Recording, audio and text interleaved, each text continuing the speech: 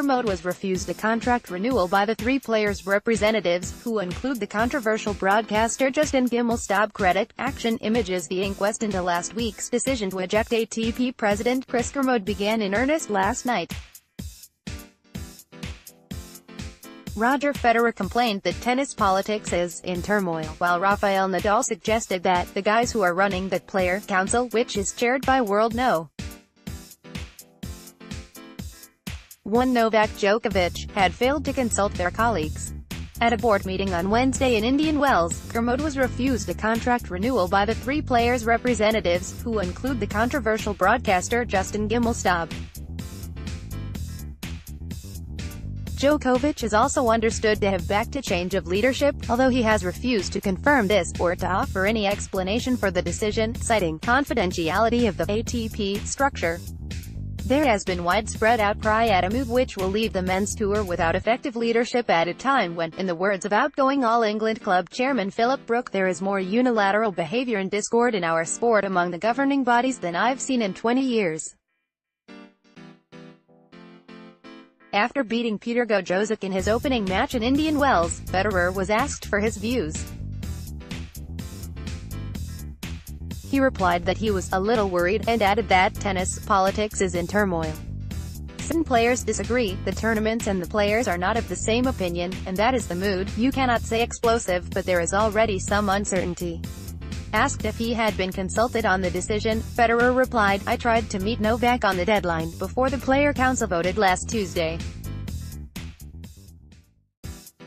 Unfortunately he had no time. That's hard to understand for me. But it is okay. He certainly had a lot to do with the whole story. He suggested that we see each other the day after, but everything was already decided." Federer says tennis politics is in turmoil. Credit, AP. "I want to know what the motive was," Federer added during his interview in Swiss German, "and what Kermode does not seem to have done well. I would have tended to be more for him. In the past, there were situations in which one had to say, he or she just has to go away, that it's no longer possible. But that was not the case with Kermode. I have to think about whether I should get more involved again in the future, for the sake of the tour, because many were behind Kermode. Not all have the same priorities. Some think primarily of money, others of the tournament calendar, others are more concerned with power. That's always a big story." Nadal, who surged past Jared Donaldson for the loss of just 2 games, has been vocal in his support for Kermode, a 54-year-old Englishman who previously ran tournaments at Queen's and the O2 Arena before being elected ATP president in 2014. "It was my decision to be outside of the politics," said Nadal, who stepped down from the Player Council in 2012.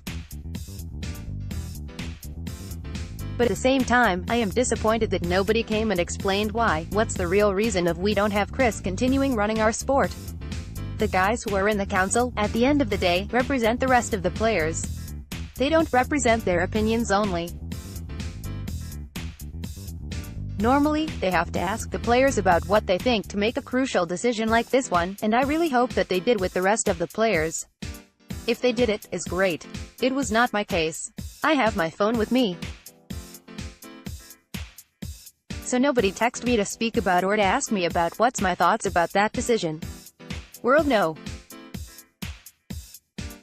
1 Novak Djokovic as chairman of the Players' Council. Credit, Getty Images. "If a lot of players says this, that they weren't consulted, probably the guys who are running the council, they didn't make the right job, because they are there representing us, so normally they have to ask, what's our opinion? I really believe that after 18 years, 17 years around this sport, probably I have a good perspective of the things that can work well, other things that don't work that well. I will be happy to hear why that happened, and of course what's going on now." According to the ATP's unusual and tortured constitution, presidents serve 3-year terms and are traditionally renewed or deposed at the end of the second year.